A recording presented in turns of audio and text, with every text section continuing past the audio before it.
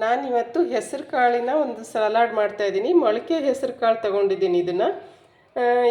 ಇದಕ್ಕೆ ಏನೇನು ಬೇಕು ಅಂದರೆ ಒಂದು 2 ಕ್ಯಾರೆಟನ್ನು ತುರಿದಿಟ್ಕೊಂಡಿದ್ದೀನಿ, ಒಂದು ಸೌತೆಕಾಯಿ ತುರಿದಿಟ್ಕೊಂಡಿದ್ದೀನಿ, ಒಂದು ಟಮಾಟೆ ಹಣ್ಣು ಸಣ್ಣದಾಗಿ ಹೆಚ್ಚಿಟ್ಕೊಂಡಿದ್ದೀನಿ, ಒಂದು ಈರುಳ್ಳಿ ಹೆಚ್ಚಿಟ್ಕೊಂಡಿದ್ದೀನಿ, ಸ್ವಲ್ಪ ಕೊತ್ತಂಬರಿ, ಒಂದು ಅರ್ಧ ನಿಂಬೆಹೋಳು, ಒಂದೆರಡು ಹಸಿಮೆಣ್ಸಿಕಾಯಿನ ಸಣ್ಣದಾಗಿ ಹೆಚ್ಚಿಟ್ಕೊಂಡಿದ್ದೀನಿ.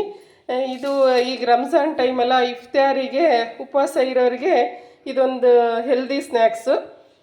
ತುಂಬ ಕೂಲಾಗಿರುತ್ತೆ ಬಾಡಿಗೂ. ಇಡೀ ದಿನ ಉಪವಾಸ ಇರೋರಿಗೆ ಹೈಡ್ರೇಟ್ ಆಗಿರಲಿ ಅಂತ ಇದನ್ನು ಮಾಡ್ತಾಯಿದ್ದೀನಿ ಇವತ್ತು. ಇದನ್ನೆಲ್ಲ ಮಿಕ್ಸ್ ಮಾಡ್ಕೊಳ್ಳೋಣ ಇವಾಗ ಇದನ್ನೆಲ್ಲವನ್ನು ಒಂದು ಬೌಲಿಗೆ ಹಾಕಿ ಮಿಕ್ಸ್ ಮಾಡ್ಕೊಳ್ಳೋಣ. ನಾನೊಂದು ಇಲ್ಲಿ ಬೌಲ್ ತೊಗೊಂಡಿದ್ದೀನಿ. ಇದಕ್ಕೆ ಇವಾಗ ಎಲ್ಲವನ್ನು ಮಿಕ್ಸ್ ಮಾಡ್ಕೊಳ್ಳೋಣ. ಕ್ಯಾರೆಟ್ ತುರಿ, ಸೌತೆಕಾಯಿ ತುರಿ, ಕೊತ್ತಂಬರಿ, ಈರುಳ್ಳಿ, ಹಸಿಮೆಣಸಿನ್ಕಾಯಿ, ಟೊಮೆಟೊ ಎಲ್ಲವನ್ನು ಮಿಕ್ಸ್ ಮಾಡ್ಕೊಳ್ಳೋಣ.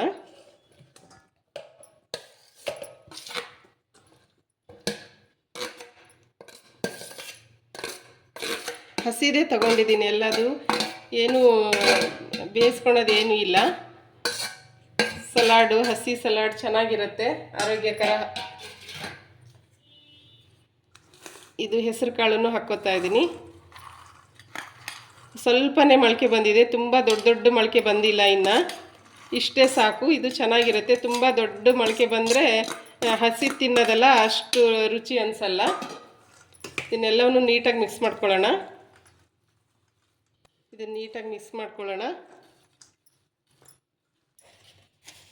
ಇದಕ್ಕೆ ಇವಾಗ ಸ್ವಲ್ಪ ಟೇಸ್ಟಿಗೆ ತಕ್ಕಷ್ಟು ಉಪ್ಪು ಹಾಕ್ಕೊತಾ ಇದ್ದೀನಿ. ಆಮೇಲೆ ನಿಂಬೆಹಣ್ಣು ಹಾಕ್ಕೊತೀನಿ. ಒಂದು ಅರ್ಧ ನಿಂಬೆಹಣ್ಣು ತೊಗೊಂಡಿದ್ದೀನಿ. ಇದು ಎಲ್ಲರಿಗೂ ಚೆನ್ನಾಗಾಗುತ್ತೆ. ಎಲ್ಲರೂ ಉಪವಾಸ ಇರೋರಿಗಂತೂ ತುಂಬ ಒಳ್ಳೆ ಸ್ನ್ಯಾಕ್ಸು. ಟೇಸ್ಟಾಗಿಯೂ ಇರುತ್ತೆ, ಹೆಲ್ದಿಯಾಗೂ ಇರುತ್ತೆ. ಈಗ ಇದಕ್ಕೆ ಸ್ವಲ್ಪ ಒಗ್ಗರಣೆ ಹಾಕ್ಕೊಳ್ಳೋಣ. ಸಾಸಿವೆ ಒಗ್ಗರಣೆ. ಒಂದು ಸಣ್ಣ ಬಾಣಲಿ ಇದನ್ನು ತಗೊಂಡು ಎಣ್ಣೆ ಹಾಕ್ಕೊಂಡು ಇಟ್ಕೊಂಡಿದ್ದೀನಿ. ಇದು ಸ್ವಲ್ಪ ಬಿಸಿ ಆಗಲಿ. ಇದಕ್ಕೆ ಒಂಚೂರು ಸಾಸಿವೆ ಹಾಕಿ ಕರಿಬೇವು ಹಾಕಿ ಒಗ್ಗರಣೆ ಹಾಕ್ಕೊಳ್ಳೋಣ. ಸಾಸಿವೆ ಸ್ವಲ್ಪ ಚಟಪಟ ಅಂದರೆ ಸಾಕು.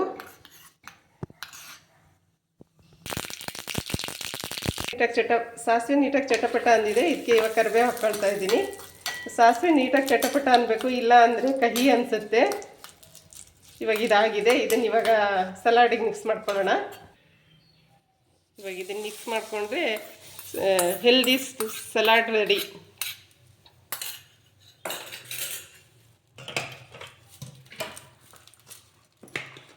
ನೀವು ಈ ಥರ ಒಂದು ಸರಿ ಟ್ರೈ ಮಾಡಿ ನೋಡಿರಿ, ಚೆನ್ನಾಗಾಗುತ್ತೆ. Easy recipe, healthy recipe. ಇಫ್ತಾರಿ ಸ್ಪೆಷಲ್ ಇವತ್ತಿಂದು.